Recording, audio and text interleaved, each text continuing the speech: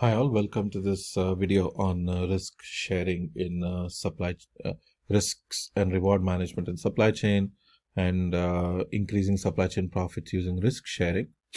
So we looked at two different types of contracts that you can use to increase supply chain profits by sharing risk. We looked at buyback contracts and revenue sharing contracts. We'll finally look at quantity flexibility contracts. So what this means is that it allows the buyer to modify the order after observing demand. So you're essentially saying the buyer is going to look at demand and then either buy more or less than what they ordered. Or another way of looking at that is, let's say that the buyer orders 1000 CDs, but it turns out that, and the quantity flexibility is between 900 and 1100 CDs. It means that by the end of the season, if the if the retailer can only sell 900 CDs, then the remaining 100 CDs can be sent back to the manufacturer for no cost. Now, if it turns out that the retailer can sell 1100 CDs, and the extra 100 CDs will be sent to the retailer from the supplier.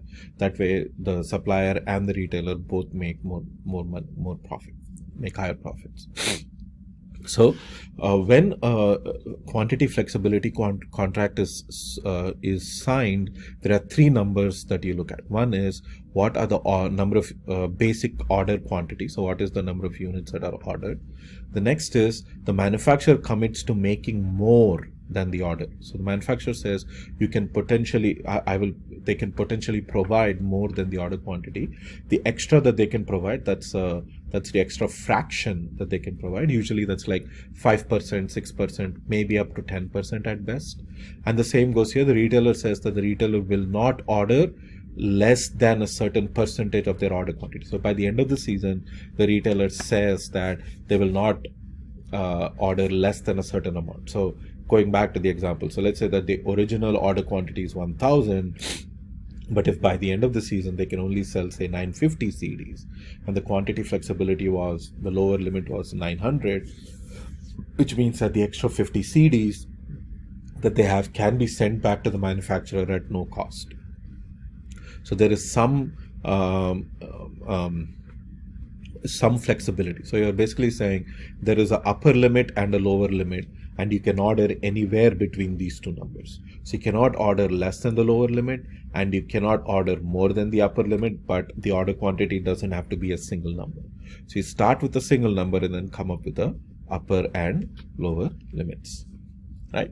So based upon that, you can calculate the expected quantity and the expected quantity sold by the retailer. You can do all of those calculations, but these are involved calculations. They become involved because if the demand is less than, say, if demand is less than small q, if demand is less than lowercase q, then the retailer still has to order so many units. And if demand is more than uppercase q, then the retailer can only order so many units. But if demand is between these two numbers, then the retailer can order exactly the same number as demand. That way they don't have any excess or any understocking or overstocking at all. So as long as demand is between these two numbers, no understocking, no overstocking, you know exactly what's happening. If demand is more than this number, then you will be understocked. If demand is less than this number, then you will be overstocked.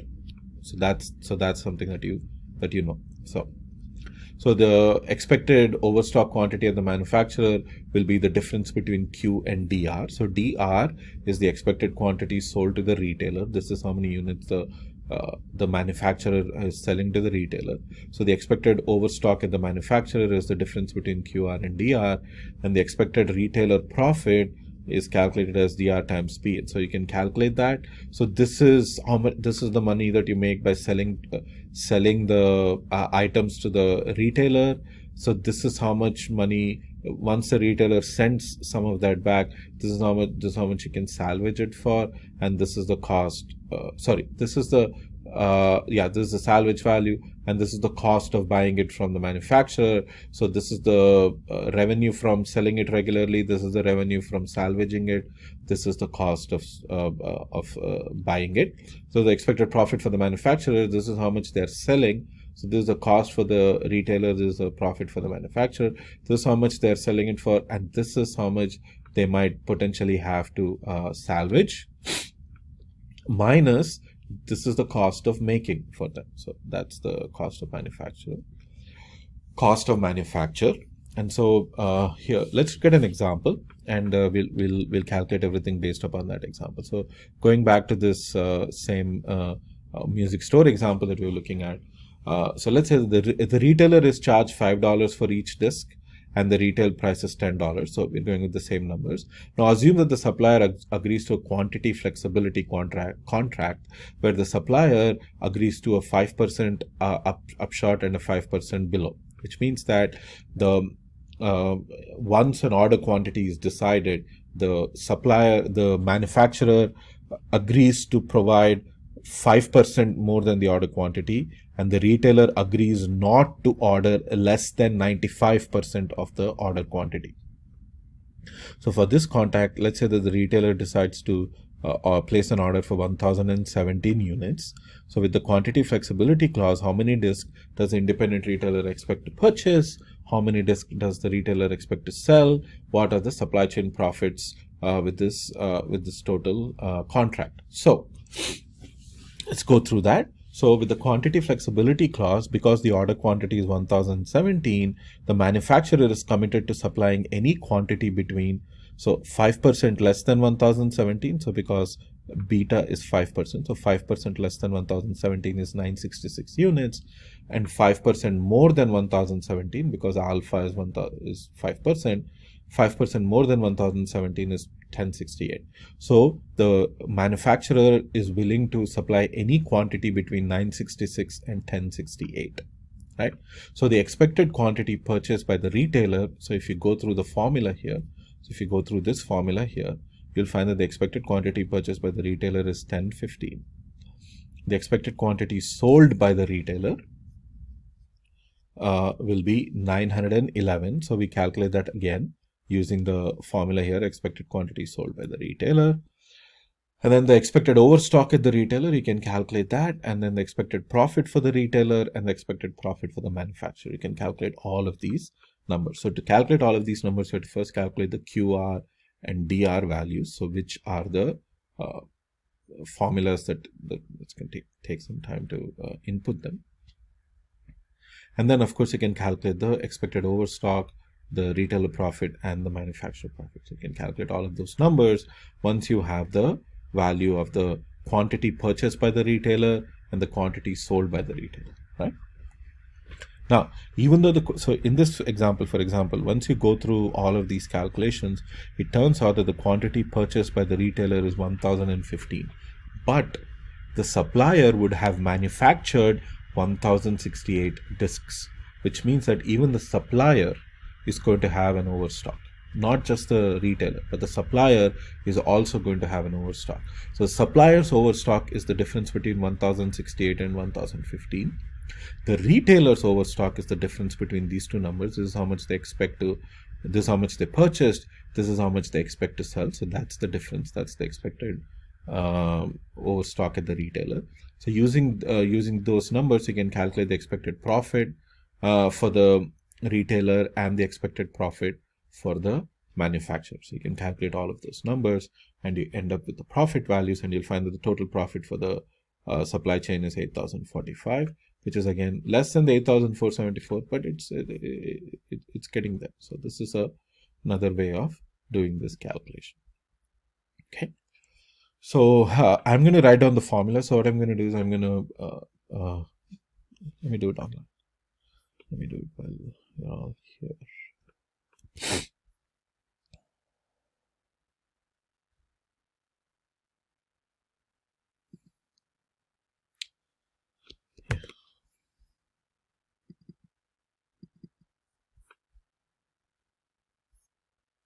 Actually, I'm not gonna include this here.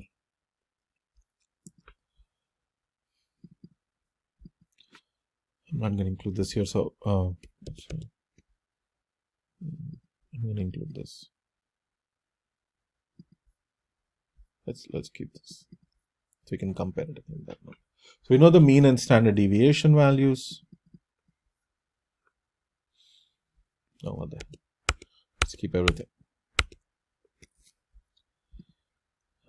Let's keep everything.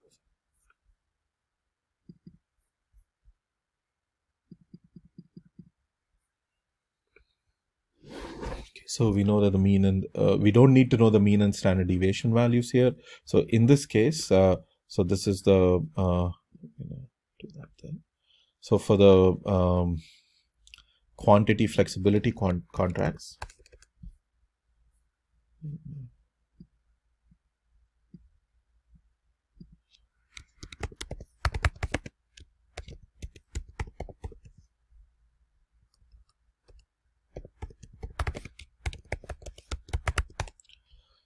so the quantity flexibility contracts, you need to know the order quantity. So the order quantity in this case is 1017. So how was 1017 calculated? It was not calculated. It was given to you. So that's the order quantity. So the value of alpha and the value of beta. So the alpha tells you that alpha value in this case is 5% and beta value is also 5%, which means that the value of capital Q and the value of lowercase q can be calculated. So capital Q is 1 plus alpha times the value of O. Oops.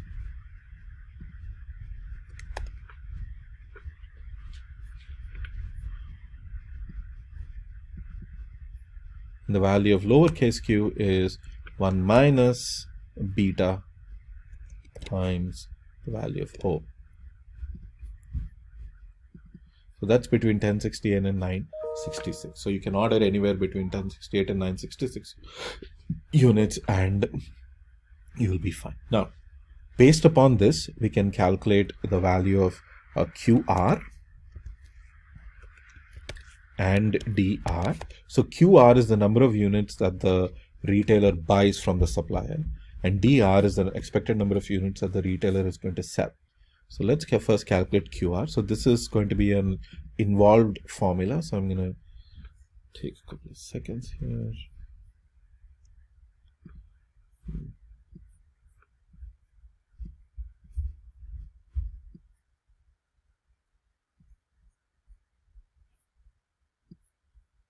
Okay, so the only reason I'm doing it this way is so you can see me write the formula.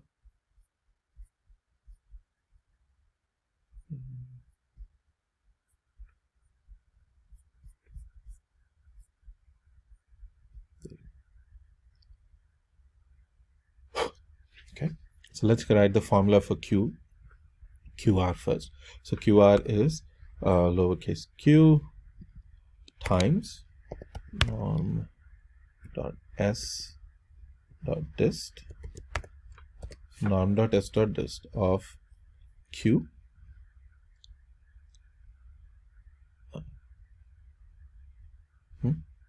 oh no, so it's norm dot dist.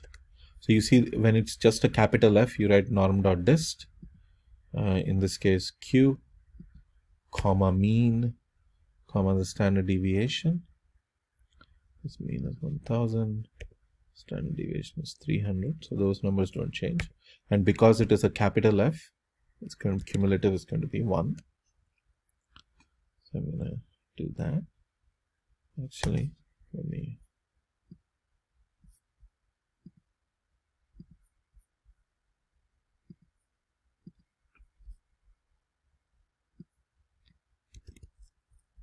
include these here so we don't right. So the mean and standard deviation, instead of being from the other column, let me just mean, comma standard deviation, comma 1. Okay, so that's the first part of the formula, right? Plus, now capital Q times 1 minus the same. So it's norm dot dist, right? Norm dot dist of this time capital Q, comma mean, comma standard deviation, comma 1. Close the normal distribution parenthesis and then close the 1 minus parenthesis, right? So that's the first two parts of the formula. Now let's write the last two parts of the formula. Plus, now mu, so mu is 1000 times, so there's a whole parenthesis here, and within the parenthesis you're subtracting two values. So when you have f sub s means it's going to be norm.s.dist. It's going to be norm.s.dist, right, of capital Q minus the mean divided by standard deviation, right? Close parenthesis for the formula for the normal distribution minus norm.s.dist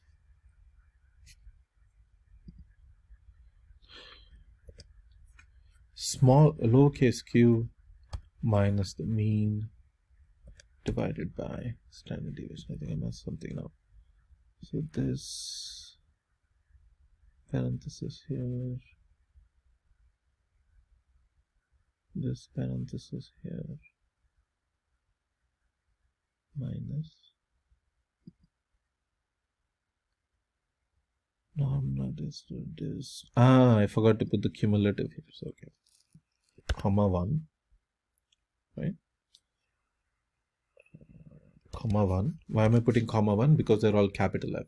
When it is lowercase f, that is when you put the comma 0. So comma capital F, so comma 1, and then I close this parenthesis is this parenthesis here. So I'm going to close the parenthesis. So I've written mu times the difference minus, now I'm going to write sigma times the difference, right?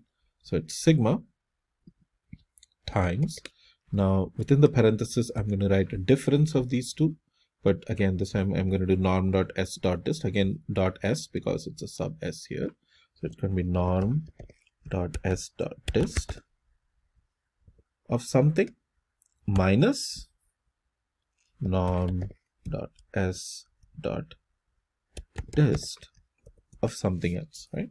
So norm.s.dist of something minus norm.s.dist of something else. So here it's going to be capital Q minus the mean divided by standard deviation, right? But this time you're going to do comma 0 because it's lowercase f. For the other piece, for the other normal distribution piece, it's going to be lowercase q. Oops. Let me put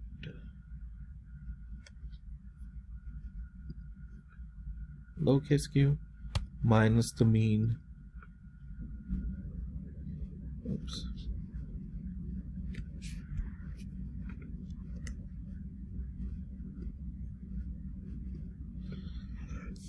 Divided by the standard deviation, this time comma 0 again, right? There you go. So this is my formula. So I'm just gonna, so there are 4 parts of this formula. The first is lowercase 2 times capital FQ, lowercase q times capital FQ, uppercase q times 1 minus capital FQ, uppercase q times 1 minus capital FQ, plus mu times a difference between two normal distributions with a comma 1 minus sigma times a difference between two normal distributions with a comma 0. And that's that. 1014, right? And that's the value that we got. So if you look at this 1015, so I guess just gonna round this number. Yes, technically we should be rounding it down, but I'm just going to round it. 1050, right? So that's the number of units that the retailer is going to order. How many units is the retailer going to sell? So that formula is here. So again, this video is going shoot.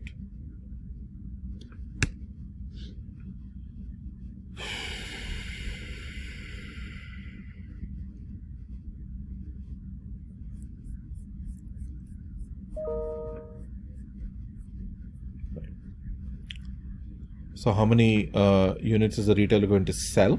So that's this formula here. So again, it's an involved formula. So I'm going to write it for you here. So it's going to be capital Q times 1 minus norm.dist. Remember, there is no S, so I'm not going to use dot s dot, so norm dot dist of capital Q, comma mean, comma standard deviation. So that's the first part of the formula, right? Plus mu times, this times it's norm dot s dot dist, because there's a s here, of capital Q, minus mean divided by standard deviation, right? Oh yeah, I forgot the comma one here.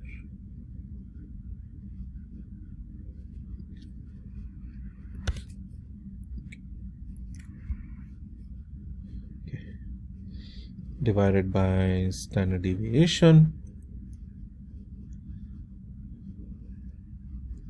comma 1, minus sigma times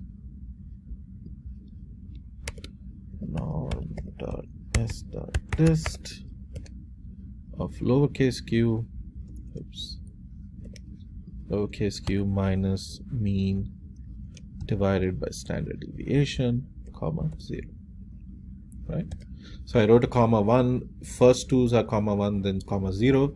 This is comma 1 because it's capital F, capital F. So both of them have comma 1 and comma 1. This is lowercase f, so this has comma 0. And secondly, because this is this has a subscript of f, s here, I wrote norm dot s.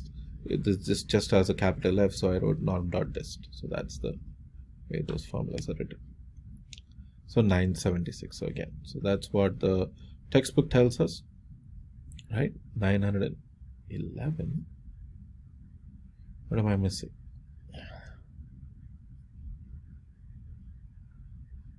Mu times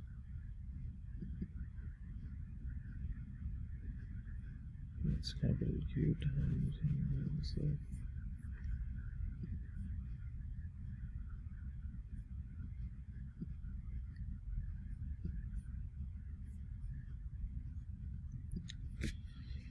so that minus f plus mu times this minus sigma times this, right? That's how I wrote the formula there.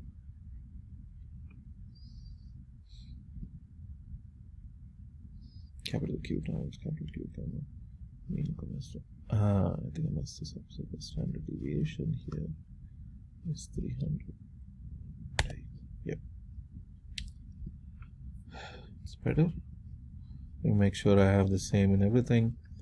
Comma 1 times mu times norm dot s dot dist of capital Q minus mu divided by sigma, comma 1 minus sigma times norm dot s dot dist of lowercase q minus mu divided by standard deviation, comma c. So 909. I'm getting 909. It's 911. It's fine. Just off by a little. I'm fine with that. It's probably some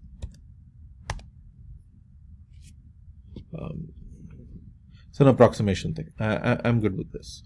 So yeah, so 10,015 is the order is the number of units purchased. 909 is the number of units that are sold by the retailer. So the expected overstock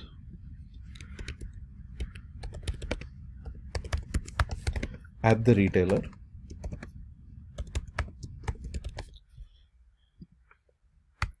is this difference.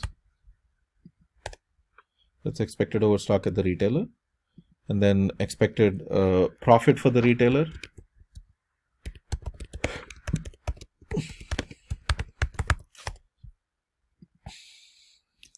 will be, this is how many units they expect to sell times the sales price, which is $10. Sell it for $10, right? Plus the overstock times the cost of this is how much it's going to overstock. So there is no salvage value here, so we are not going to make any money from the salvage value. So the number of units that you are overstocked by times the salvage value, but the salvage value is 0. So I'm gonna put it down as, you know what, before I do this,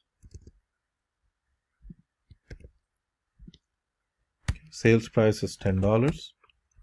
The cost to the retailer is $5. The manufacturer's cost is $1, right?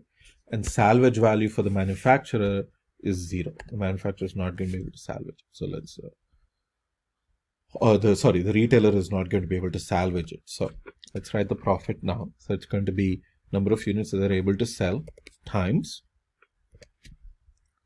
number of units they're able to sell times the cost. That's how much money they're going to make, right? Plus the expected overstock at the retailer times the salvage value, if there was any, but there is no salvage value here, minus the cost. So they're going to buy so many units and they're going to buy it at $5 a piece. So the retailer's profit is $4,015 approximately. Now let's look at the expected profit of the, so expected overstock at supplier. The expected overstock at the supplier is the difference between, so this is how much the supplier is going to make, because that's the upper limit. So they have to have 10,068 CDs ready, but the retailer is going to only order about 10,015 CDs. So that's how much money the expected is the expected overstock at the supplier. So anyway, the expected retailer, so expected profit, expected supplier profit, right? So the supplier is going to sell 1,015 CDs at $5 a piece. So that's how much they're going to make. And any overstock, they're not going to make any money from it, right? Overstock is overstock, so they cannot salvage it one way or the other. But they are going to make so many units at $1 a piece, right? They're going to make 10,068 units, but only sell 10,015 units. But they still have to spend money making all the 10,068 units, and that's $4,007.15.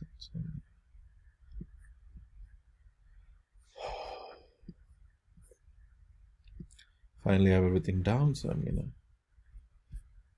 get back. So it's dollar value, that's dollar value, right? And there you go. So the retailer profit is 4,015, the supplier profit is 4,007, and the total profit for the supply chain is the sum of these two numbers, which is 8,022. It's going to be slightly different from the textbook, and the reason why it is different in the textbook is because you remember where we sort of rounded these numbers. I don't think the textbook does round those numbers, even though it should. But anyway, so it's such a small difference, it really doesn't matter. So 8,045, I got 8,044 if I remember correctly, 8,022, so it's only a $20 difference, not that much. So that's the total supply chain profit. So the total expected profit.